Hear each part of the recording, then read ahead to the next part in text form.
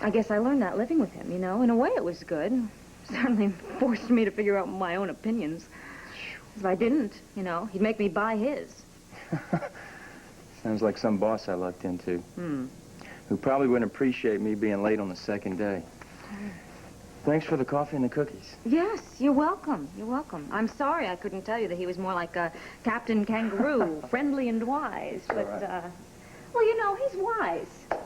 He's just not too friendly, you know. Watch your step. That's good advice. Yeah. You know, while I'm on a roll here, sort of doling it out, do you mind if I give you a little bit more? Shoot. Working for a living and getting a paycheck is, you know, it's something we all have to do. It's one thing, but a dream, like being a writer, it's something else. Sometimes you can get along, you know, on one path, and it's just really hard to go back to that fork in the road, you know what I mean? Sounds like you got a dream of your own. Well, not really. Just hang on to yours. You're out of your league, Hayley. So stick your nose in somebody else's business while you still have some dignity left. I don't go anywhere until I've had my say. You don't scare me, Alec. Guys like you never have. I'm sure Gloria and Janine and all the other women there must have been impressed by your macho rap, but I know the real deal, don't I? Yes, I do. And I am not about to let you or anyone else strong-arm me. It's not going to happen.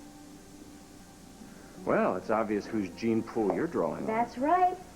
Big, bad Alec McIntyre, Yale-educated, hotshot.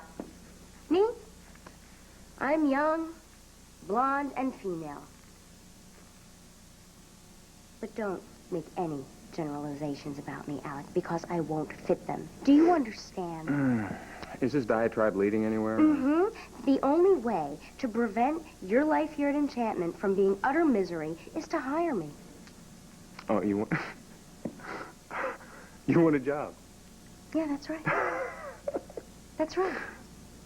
I'm a hard worker, ask anyone. I'm talented. Let's face it, Alec, I deliver. What do you deliver? The boutique project I was in charge of at Enchantment was extremely successful.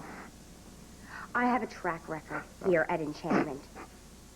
And how fitting that I should come back now slightly older and unbelievably wiser with the experience to handle testosterone poison control freaks such as yourself. See, living with my father was sort of like going through boot camp, sort of toughened my shell. But I did learn some valuable lessons. Good things from living with my dad. Things that you'll never, ever learn. If you even live to be an old man, which at the rate you're going, I seriously doubt will happen. I've been hit up for jobs before, but I have to say this is unique. And you expected any less? Come on, Alec, what's the matter? You don't approve of my interview skills? Oh, Hayley, go home. The way I see it, you have two choices. You either hire me, or you watch why I give new meaning to the word thorn in your side.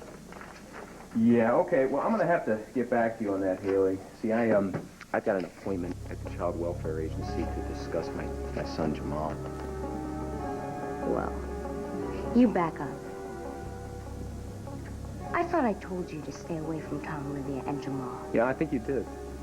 But, you know, the day that I take advice from you will be the day that I pack it in.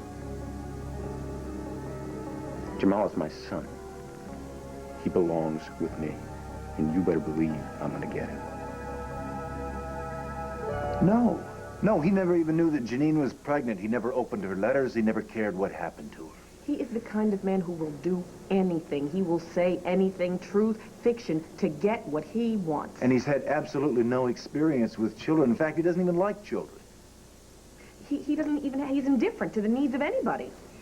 Alec McIntyre is the man that took over Enchantment yesterday, isn't he? Yes, that's the same man. He's very educated, he's successful, but he has no business being a parent. How could he? His only interest is in himself. Look, our situation is this. We want to keep you and the state informed as to any developments affecting Jamal, but we want to move forward with our petition to adopt him. Livia, Tom, you must realize the news of a birth father changes everything. If Alec McIntyre is Jamal's father and he was uninformed of that fact all these years, then he cannot be faulted for abandonment or lack of support. Legally speaking, he has solid rights to Jamal, while you, unfortunately, don't.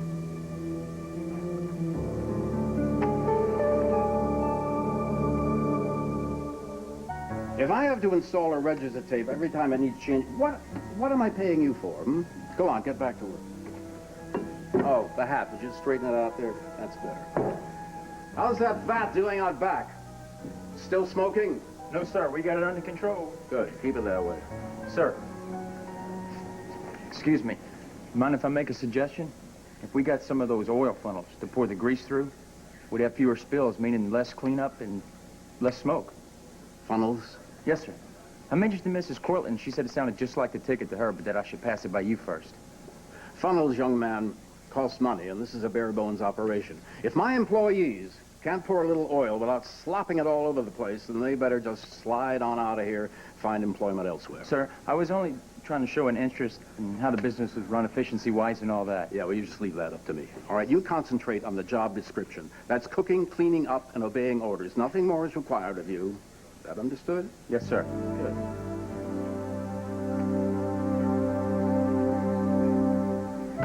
Lucy, I'm home! Dix? Honey? Come out, wherever you are.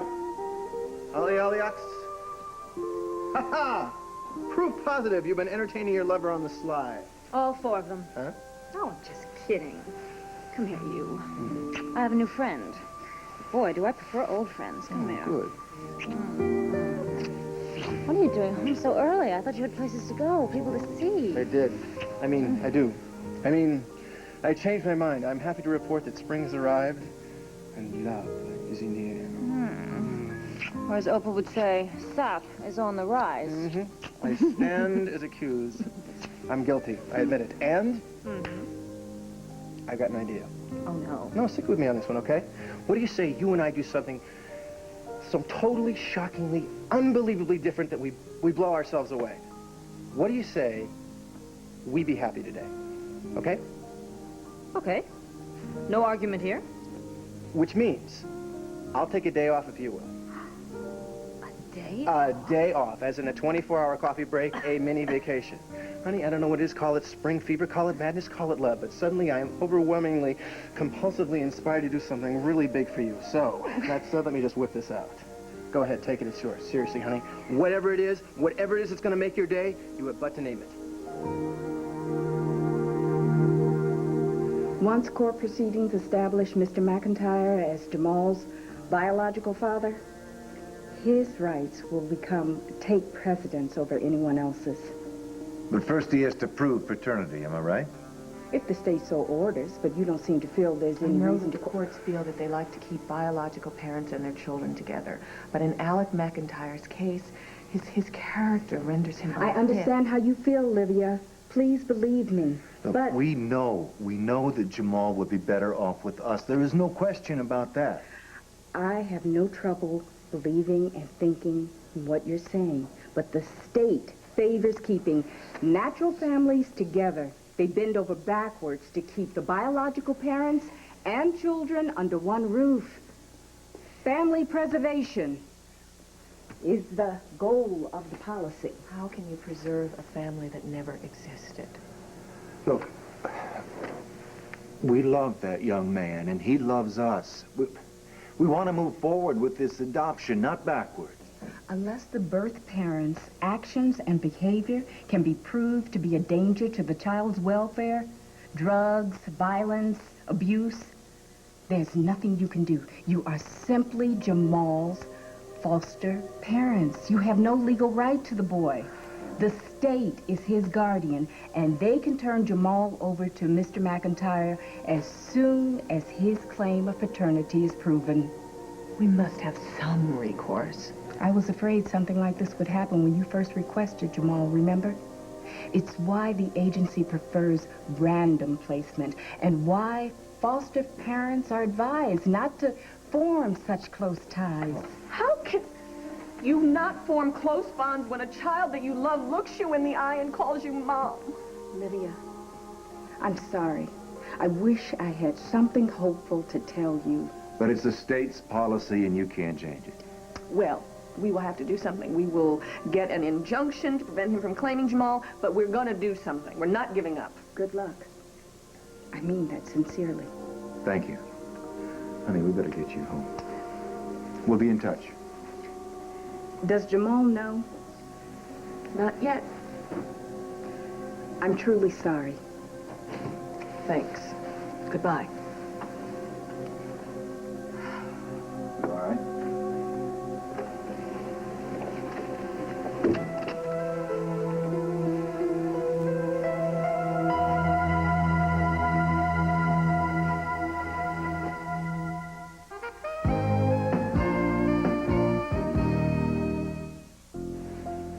Well, I guess I don't have to ask why you're here.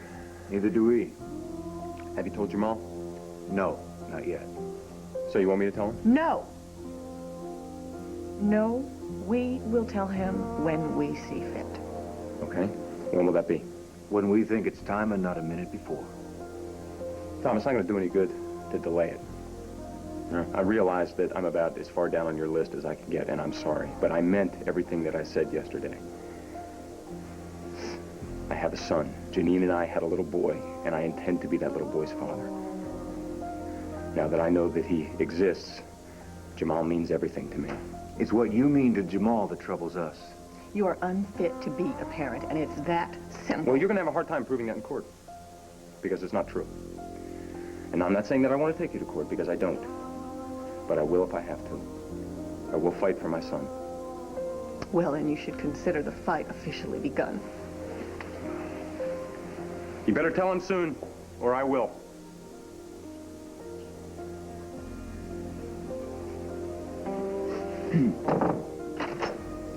Miss Hoganson. Yes. Hi. I'm Alec McIntyre. Your supervisor, Miss Masterson, told me that you were Jamal Wilson's caseworker. Please have a seat, Mr. McIntyre. Great. Thank you. Okay. I am Jamal's father. I heard. Are you certain? Yes, absolutely. Absolutely. Janine Wilson and I were lovers in Boston at the time that Jamal was conceived. I'm absolutely certain of it. Janine never named you as such, Mr. McIntyre. Well, that doesn't surprise me, because I treated Janine like dirt. I'm sure Tom and Livia have already given you an earful, and if I'm being honest with you, what they told you is probably true. I have a lot of regrets about the past, but I've learned a lot since then, and I want to make things right. Now that I know that I have a son, I want him. All I'm asking, okay, all I'm asking is that you listen to my side of the story. Cady. No, I will not go to the mall. Little lamb chop, you're mine. Your soft, warm flesh. Oh, come on, sweetheart. You told me I can't entice you in any way. No. Huh? No. No day of beauty at the Glamorama? No. No shopping spree? No trip to New York? No. I have everything I need right here. Such as? Fresh, warm, hot, tasty, buttery coffee cake in the kitchen. Later. Come on, sweetie, let me...